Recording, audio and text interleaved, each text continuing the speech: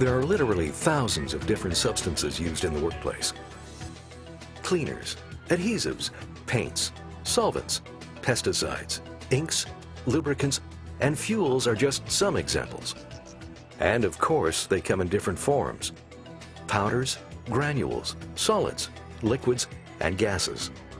On top of this, there are other substances that are generated during normal workplace activities, including chemical byproducts, vapors, and dusts. A common example being fumes from welding.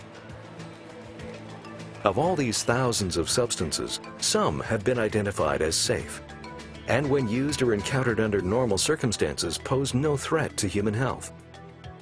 Some were previously seen as safe, but now have been identified as being potentially harmful, a well-known example being asbestos. Some have been classified as hazardous to human health and pose a real threat if not used and handled correctly. And some have yet to be adequately studied to determine whether or not they pose a threat. So the questions are obvious. How can these substances actually harm us? What are the common problems associated with hazardous substances? And what should be done to minimize potential exposures to hazardous substances? The starting point in dealing with hazardous substances is to understand in what circumstances they can cause you harm.